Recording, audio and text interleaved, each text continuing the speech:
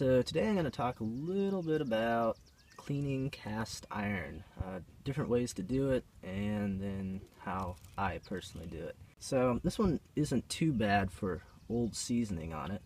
Another one that I already worked on was really nasty.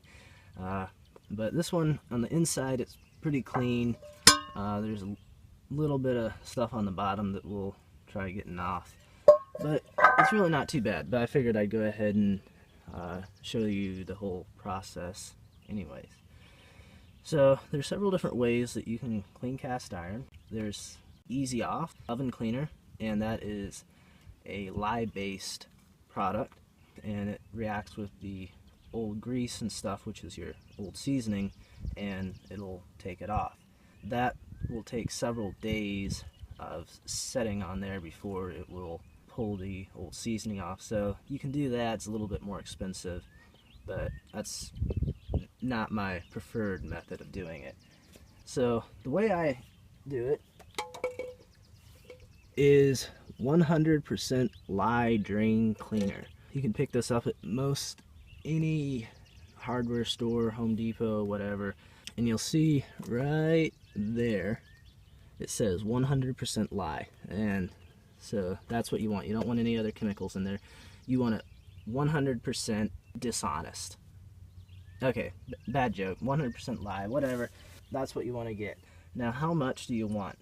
I generally mix up about a gallon, maybe 2 gallons at a time. So what you want is about 3.2 ounces per gallon, or 90.7 grams per gallon, which also incidentally works out to about 1 pound per 5 gallon. So let's do that.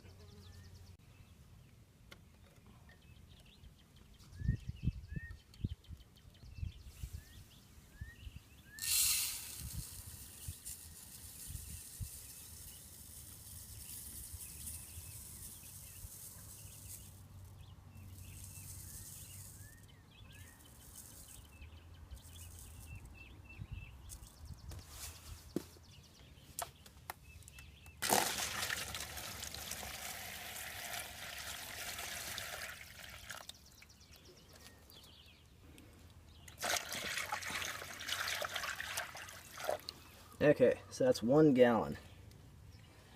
Now, before we dump the lye in, there's a couple things that you should take note of. Lye is extremely caustic.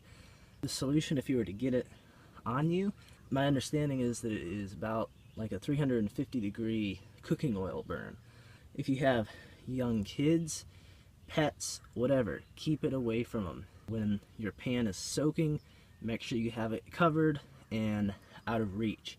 Another thing to note is that the lye will soak up moisture from the air. So I have a 2-pound container of lye here. I've only used a small amount of this, so when you dump it out, make sure you put the cap back on immediately, or otherwise it will begin to soak up a whole bunch of moisture out of the air. Also, you want to dump your lye into the water. Do not put your lye in the pan first and then dump the water on top of that. That can create sort of an eruption.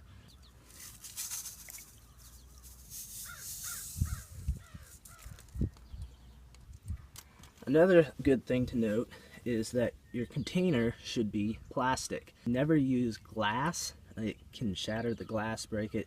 And don't use aluminum as well, because it will react with the aluminum and give off very toxic gases. So be sure not to use either of those materials. Now that we have our solution all mixed up, we are ready to put the pan in. And you want to do this very carefully. Because like I said, you really don't want to get this stuff on you. It looks like we need just a little bit more solution in here. So I'm just going to add a little bit more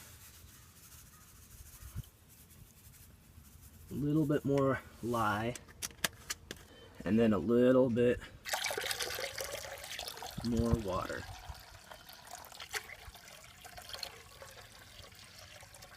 So that everything is covered. Now, we'll let it sit for about 24 hours, and I'll check back in with you guys then. Okay, so our pan has been sitting in there for well over 24 hours, and so now we're gonna pull it out and see what it looks like.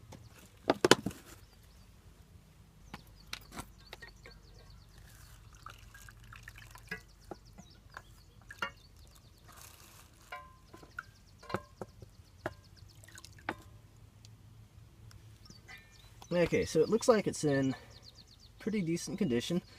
A little bit of stuff on there, but that should come off just fine with a wire brush.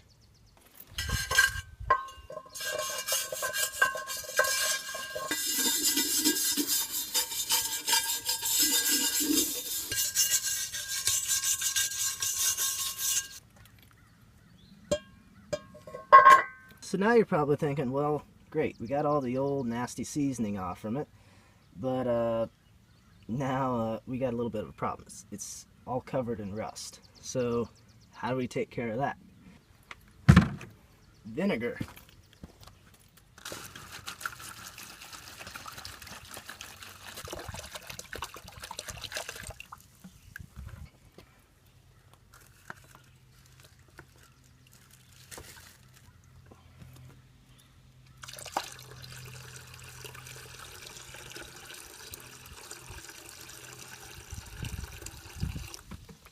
So now all we do is wait. Now, one thing to remember with vinegar is that you can't just let it set for however long you want to. The lye, it's not going to really matter too much. The vinegar can eventually start to pit the metal if you leave the pan sitting in there too long. So you need to keep tabs on the pan, check in on it every once in a while, every few hours, so that way you know when the rust is all off, and then once that happens, you can take your pan out so that you don't run the risk of messing up your pan.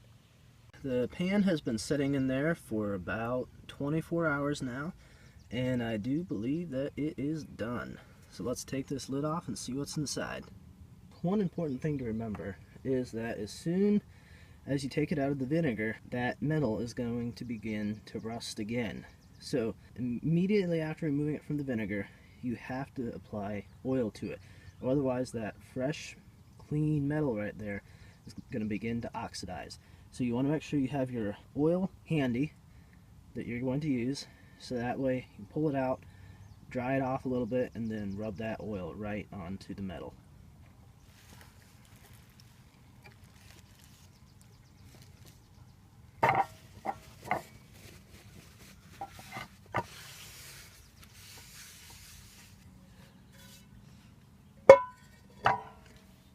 Okay, there we have it. I just scrubbed it off with a stiff wire brush, ran it under some water, got it really good and clean. And now we need to put a coat of oil on it before it starts to rust. So I got a little dish of oil here. We'll start to rub that on there. Okay, so there we go. Got a coat of oil on it. That's going to keep it from rusting. And then the next step is to season it. Hey guys, so it's been a while since I filmed the first part of this video, and I have yet to season the pan that I showed you that I was restoring. So I'm getting kind of tired of having this one waiting to get finished up, so I'm just gonna show you a pan that I have already done previously. So I left off right before seasoning, and as far as seasoning goes, you can use pretty much any oil that you want to use. Some people like oil X because it gives a darker finish. Some of them like another one. It's really personal preference. I use coconut oil. It seems to work pretty well. Gives a nice non-stick finish to it. But pretty much anything you use will work just fine for this. Now, you want to put a good coating on it. Get a nice layer over it. But you don't want it to be running off. You just want it to coat it. If you have too much on it, it'll pool and create sort of a gooey puddle in the bottom of your skillet. You don't want that.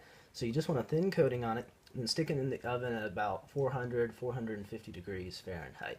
It will smoke, so be prepared for that, but that's how you'll get your good finish on there. You do that 2 or 3 times, get a nice coating on there, and at that point you're ready to cook. The best way to season a skillet is to use it. Now, of course, you got to have your base seasoning to start with, but once you get that on there, the way to keep that seasoning up and maintained is to use your skillet. Every time you put oil on there, that's going to help reinforce your seasoning on your skillet. That's about all that is left to do. So I hope you guys have found this video informative, and if so, give it a like, comment. If you have questions, feel free to ask them. I appreciate you guys watching, liking, and subscribing, and I'll see you guys later.